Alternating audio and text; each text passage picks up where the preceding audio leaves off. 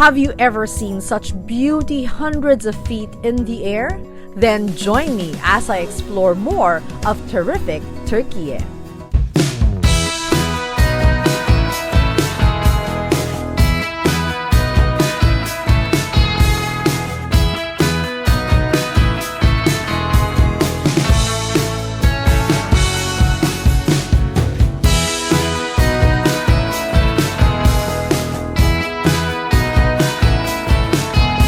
Morning. So it's 3:50 in the morning and I've been up since 3 getting ready because today is the day. We are in Cappadocia and we're hoping to get on the hot air balloon. Hopefully, weather permitting, we can fly. The weather is the ultimate basis for clearance for hot air balloons to fly in Cappadocia. If the wind factor exceeds 12 miles per hour, then balloons are grounded. We were lucky enough that the day of our flight was perfect, but we didn't know that until we were given the go signal to proceed to the meeting place. It was dark as the only light in the area was the flame, but even that was enough to elicit tiny screams of excitement from anticipation.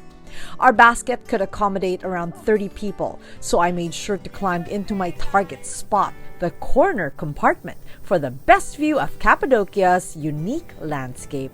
Before flying, the pilot instructed us on the proper landing positions. Not a minute later, we started our ascent. The flight was very smooth, and because I was too busy watching the balloons fly all around us, I didn't even notice how high we already were.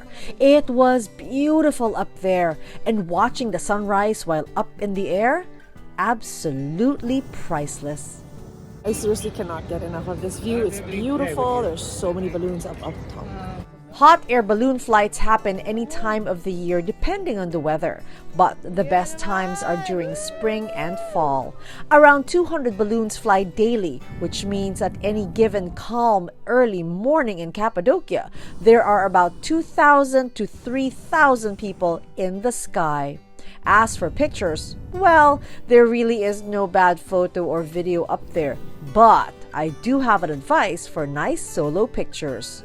If you want great pictures, all you have to do is to go with really good companions who are willing to go down for you. That's right. Ask all those with you in the box to hide so you can take a nice quick selfie. Don't forget to breathe it all in because this once-in-a-lifetime experience is truly magical. Soon enough, we were on our way down. Kudos to the pilot as the balloon's descent was just as smooth as its ascension. Plus, he landed perfectly on its trailer. So we are done with our hot air balloon ride in Cappadocia, Turkiye. A lot of balloons are still up there, up high, but a lot also have come down even before us. This is the balloon that we used going up. It was a wild but calm ride.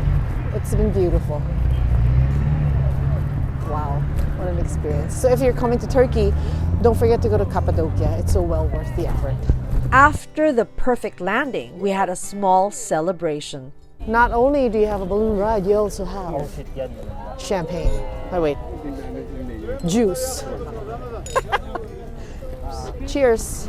Cheers indeed to a beautiful day.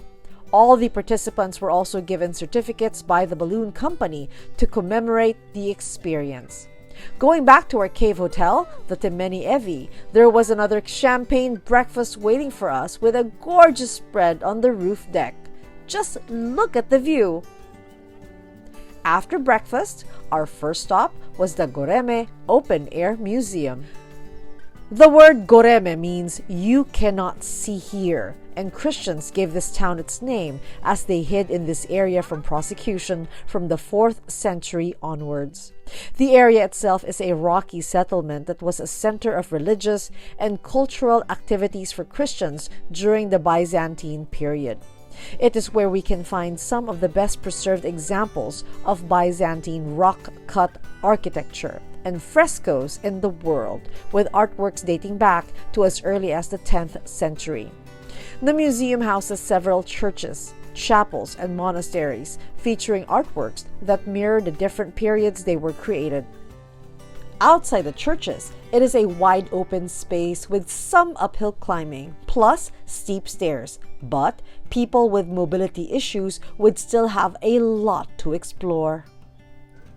From Göreme, we took a 7-minute drive to the Pigeon Valley for the perfect picture stop of Cappadocia. The next day, it was Hello Istanbul! Formerly known as Constantinople, Istanbul is Turkiye's most popular destination. It is home to two of the world's most famous mosques.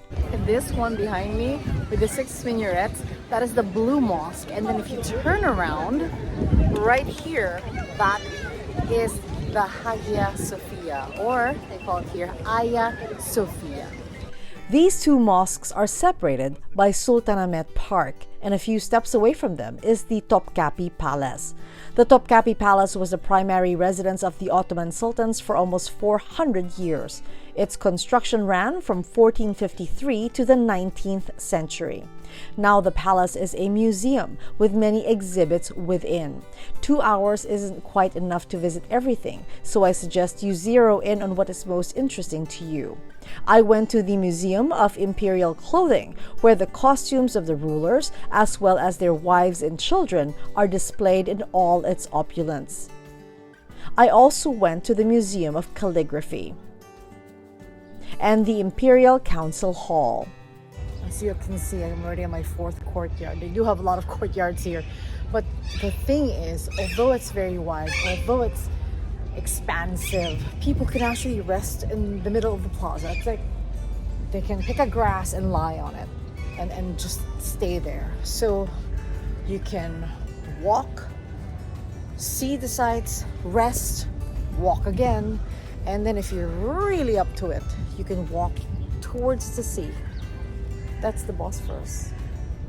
Two of the most magnificent mosques I've ever seen in my life are in Istanbul, and one is just a hop, skip, and a jump away from the other. First is the Hagia Sophia.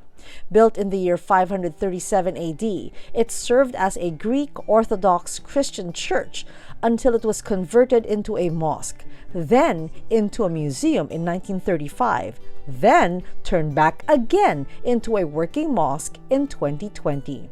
The sheer size within is imposing, but just as breathtaking is the mosque across it, the Blue Mosque. It was built between 1609 to 1616 to show the wealth and power of the Ottoman Empire. Its actual name is Sultan Ahmet Camii. However, it's more known as the Blue Mosque because of the blue Iznik tiles surrounding it. The Hagia Sophia and the Blue Mosque are both on the UNESCO World Heritage List as they are found within the Sultanahmet Archaeological Park. Nearby, we can also find the obelisk of Theodosius, the snake column, and the walled obelisk, all of which were part of the Hippodrome of Constantinople. The next morning, I found myself on the water heading towards the Bosphorus Strait. Turkey is the only country that belongs to both Asia and Europe. Now, I am in the Bosphorus Strait, which is what unites both the Black Sea and the Sea of Marmara. At this very moment, I am both in Europe and Asia. As it is the only passage between the Mediterranean and the Black Sea, the Bosphorus Strait is a major sea access route for many countries and is therefore strategically important. As for tourists like me, one thing you might want to consider when you're here in Istanbul is to go on a Bosphorus boat ride. It's very relaxing. I'm on a nice boat right now, but more than that, the sights that you can see, you cannot see this in the city. Oh, and champagne on a boat, incomparable. I was relaxing until pop music began playing. Then the party truly started. Wine overflowed, and dancing? Well, let's just say we swayed with the boat. So it's quite the experience being in two continents at the same time, and now it's time to get off the boat. I was going to say the ship. It's time to get off the boat, but last look. All right, I'm ready to rock and roll. On the way to our next destination, we passed through the Galata Bridge, and I was surprised at the number of people with their rods and buckets fishing on it. Our next stop was the district Balat. It is an old town that is most known for its colorful houses and rich history. It is now packed with attractive street art, charming coffee shops, and colorful buildings. Then it was off to the spice market. The structure was built in 1664 and was known as the Egyptian Bazaar, where once they thrived primarily in selling just spices, now they sell a lot more, including dried fruits, meat and cheese, housewares, textiles, baklava, and the delicious Turkish delights. So I'm now buying tea, and look at all the varieties that they have. I am buying the cholesterol tea since my cholesterol is very high. Hello. Hello. We're trying to have our help from herbs and flower. Healthy things. Oh yes, I'm going to enjoy it so much. And look, they also have this, which is a no, it's not energy. What is this again? Flu and cough tea. Flu and cough tea. I'm gonna need that.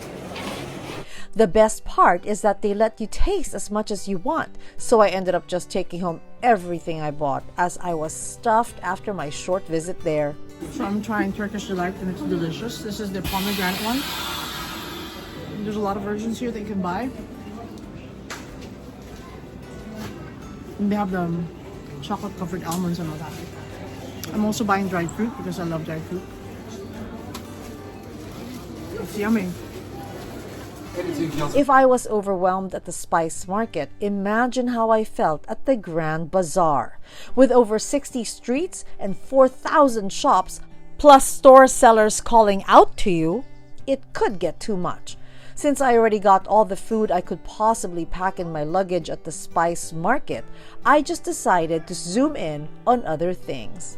One thing tourists look for at the Grand Bazaar are the lamp stores. They are colorful and instant eye catchers.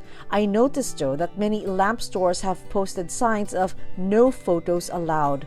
Perhaps too many have taken pictures but not bought a single thing. So it's best to ask permission from store owners before posing and posting. Walk around before buying. Perhaps if you're patient enough, you'll find beauties like these accessories. We ended our day at Istiklal Street, a 1.4 kilometer long pedestrian street lined with retail stores, cafes, and restaurants, selling everything from kebabs, baklava, spices, fruits, accessories, seafood on carts, to silver and bronze ware. The place is packed with tourists ready to shop. There's an old-fashioned tram that runs up and down the street to Taksim Square, so getting tired is optional.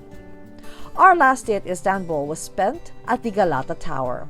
The 219-foot-high tower has 9 stories and was the city's tallest structure when it was built around 1348.